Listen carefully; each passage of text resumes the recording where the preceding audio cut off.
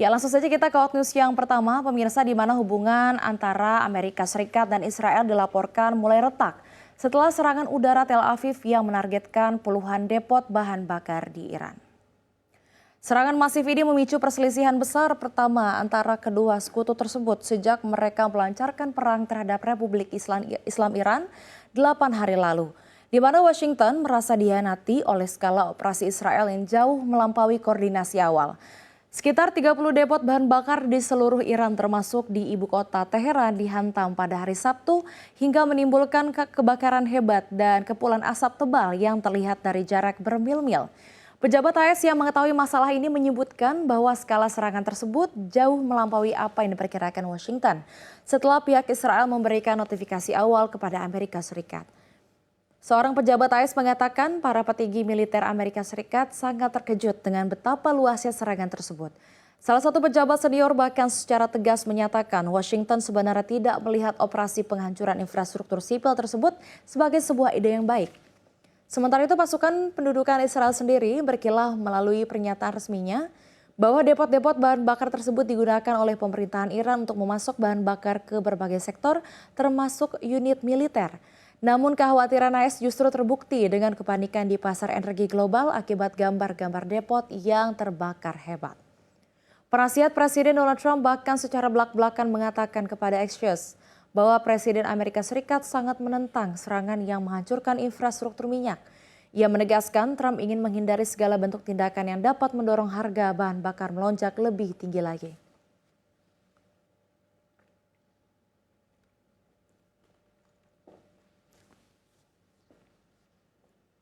Selanjutnya di Hot News yang kedua kita akan update kondisi terkini dari Iran di mana Majelis Pakar Kepemimpinan atau Majelis Khobregan Pemimpinan secara resmi menetapkan Ayatollah Mojtaba Khamenei sebagai pemimpin ketiga Republik Islam Iran. Penunjukan ini dilakukan menyusul gugurnya Ayatollah Ali Khamenei akibat serangan militer yang dilakukan Amerika Serikat dan Israel pada akhir Februari lalu. Dalam pernyataan pers resmi Kedutaan Besar Republik Islam Iran di Jakarta yang diterima Senin kemarin, disebutkan bahwa Mojtaba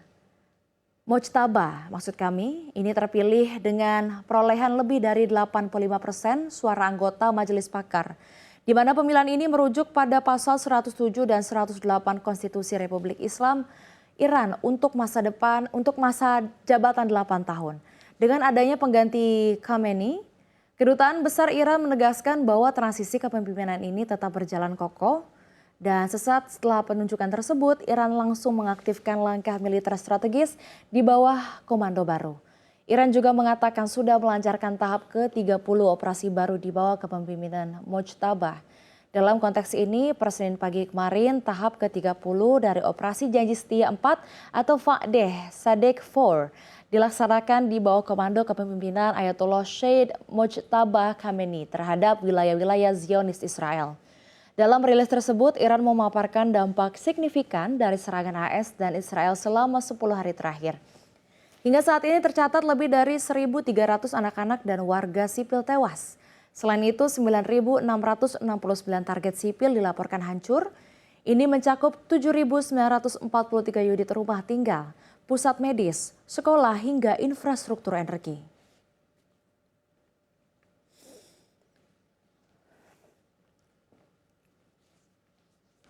Kita ke Hot News yang ketiga, di mana proyeksi pertumbuhan ekonomi China kini tidak lagi setinggi dulu.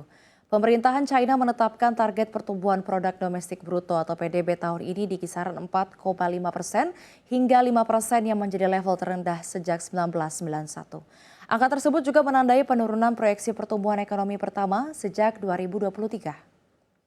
Turunnya target pertumbuhan ini mencerminkan bahwa ekonomi China memang sedang menghadapi tekanan yang tidak ringan. Sejumlah indikator terbaru menunjukkan perlambatan itu terjadi di banyak sisi, mulai dari sektor properti yang belum keluar dari tekanan.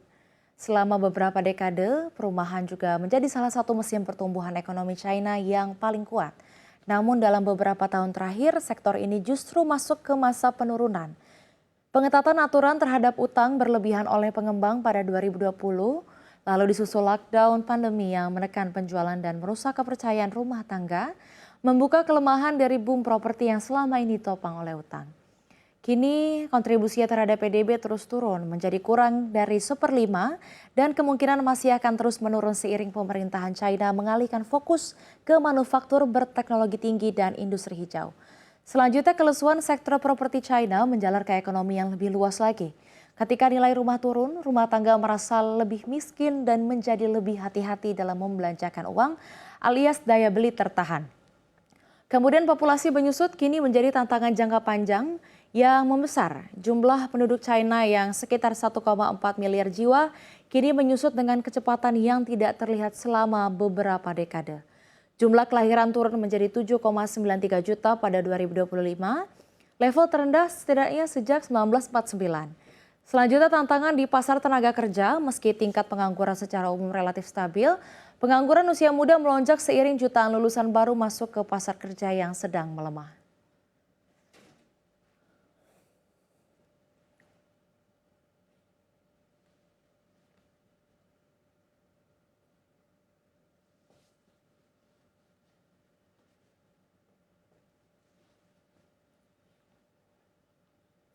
Langsung saja kita ke hot news yang terakhir. Polisi New York menyelidiki pelemparan alat peledak rakitan dekat demo anti-Islam di luar kediaman wali kota. Dua pria ditangkap, insiden diduga terkait teror.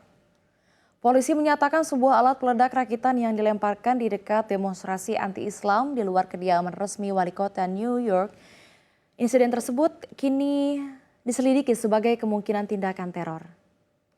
Departemen Kepolisian New York atau NYPD pada Minggu mengatakan, analisis awal tim penjinak bom menunjukkan alat yang digunakan dalam insiden tersebut merupakan improvised explosive device alias IED atau alat peledak rakitan, bukan bom asap maupun alat palsu. Polisi menyebut alat tersebut berupa stopless yang dibungkus lakban dan berisi mur, baut serta sekrup. Peristiwa itu terjadi pada Sabtu ketika dua alat mencurigakan dilemparkan oleh seorang pria yang diidentifikasi sebagai Emir Balat di dekat demonstrasi yang menentang sholat berjamaah Muslim. Aksi tersebut dipimpin oleh influencer sayap kanan Jake Lang di luar Gracie Mansion, kediaman resmi wali kota New York Zohran Mamdani yang beragama Islam. Seorang koresponden AFP di lokasi kejadian mengatakan Balat terdengar meneriakan Allahu Akbar saat insiden berlangsung. Saksi mata juga melaporkan melihat api dan asap ketika alat tersebut melayang di udara sebelum mengenai pembatas jalan beberapa meter dari barisan polisi. Polisi kemudian menangkap dua pria setelah kejadian tersebut, yakni Balat dan Ibrahim Yakumi. Menurut penyelidikan awal, Kayumi diduga menyerahkan salah satu alat yang kemudian dilemparkan Balat sebelum jatuh di dekat petugas polisi. Kedua pria tersebut kini ditahan dan kasusnya sedang diselidiki oleh detektif anti terorisme. Demonstrasi yang digelar Lang di depan Gracie Mansion dihadiri sekitar 20 orang dan memprotes apa yang disebut sebagai Islamisasi serta menyerukan penghentian sholat berjamaah Muslim di New York. Aksi itu memicu protes tandingan yang diikuti sekitar 125 orang. Polisi mengatakan tidak ada indikasi bahwa wali kota Mamdani berada di rumah saat kejadian dan penyelidikan kini dilakukan bersama FBI melalui Kesatuan Tugas Terorisme Gabungan.